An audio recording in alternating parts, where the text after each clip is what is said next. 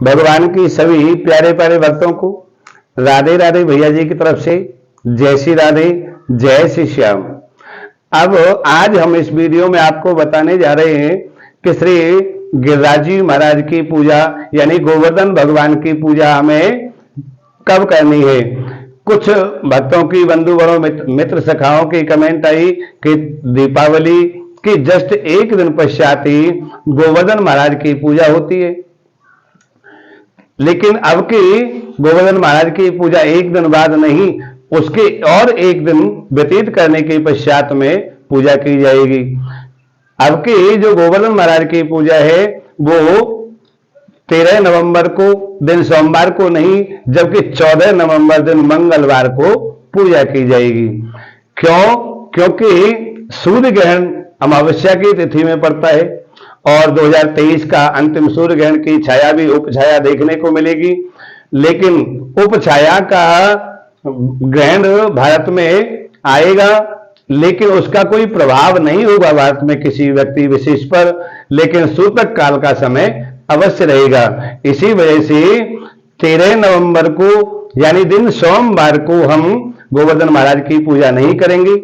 हमें 14 नवंबर दिन मंगलवार को गोवर्धन महाराज की पूजा करनी है। अब गोवर्धन महाराज की पूजा कैसे करते हैं? सबसे पहले तो हम अपने आंगन में गाय के गोबर से लीपन करने के पश्चात में गोवर्धन महाराज की प्रतिमा बनाते हैं, ग्वाल वाला बनाते हैं, पशु बनाते हैं, गाय बनाते हैं, बछड़ा बनाते हैं। जैसे श्री ठाकुर जी ने देवराज इंद्र की पूजा बंद करा के गोवर्धन महाराज की पूजा कराई थी। भगवान श्री कृष्ण स्वयं गोवर्धन महाराज को पूजने के लिए गए और सारे ब्रजवासियों से गोवर्धन की पूजा कराई और स्वयं गोवर्धन महाराज के रूप में पूजे हैं। इसीलिए सारे बंधुवर मित्र सखा गोवर्धन महाराज की पूजा बड़ी विशेष प्रकार से करते हैं।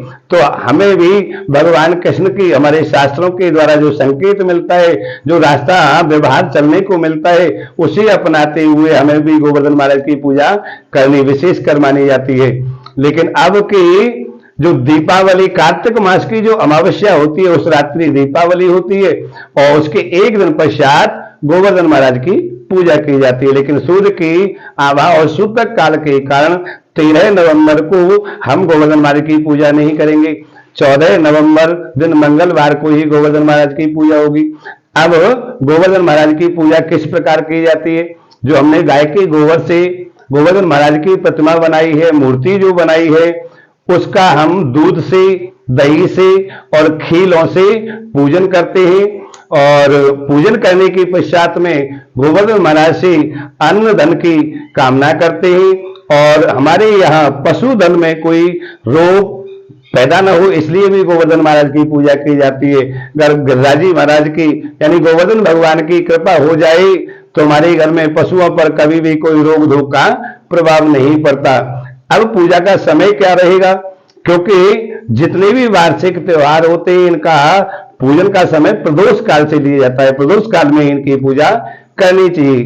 तो 14 नवंबर दिन मंगलवार को प्रदोष काल प्रारंभ हो रहा है सायकाल 5 बजने के पश्चात में और रात्रि यानी 8:47 तक गोवर्धन महाराज की प्रदोष काल का समय रहेगा।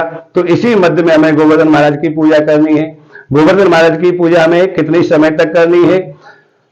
संध्या काल में 6 बज के हमारी पूजा प्रारंभ हो जाएगी और 8:33 तक ही हमारी पूजा का समय काल रहेगा। उसके पश्चात में गोवर्धन महाराज की पूजा नहीं करनी, क्योंकि रात्रि में यानी भद्र काल का समय भी प्रारंभ हो जाता है और भद्रा लगने पर कोई भी पूजा निहित हो जाती है, निषिद्ध हो जाती है और उस पूजा का हमें कभी फल नहीं मिलता। अब सारे भक्तों से, सारे बंधुओं से, सारे मित्रों से मेरा कहना है कि चैनल को सब्सक्राइब करें, लाइक करें और शेयर भी करें और कमेंट भी अवश्य करें, जिससे कि हम आपके लिए नेक्स्ट वीडियो यानी जो नेक्स्ट अपलोड करने जा रहे हैं वो आपके मन मुताबिक हो, आप उसे देखकर प्रसन्न हो। तब तक के लिए राधे राधे भैया की तरफ से सभी को जय श्री राधे, जय श्री श्याम।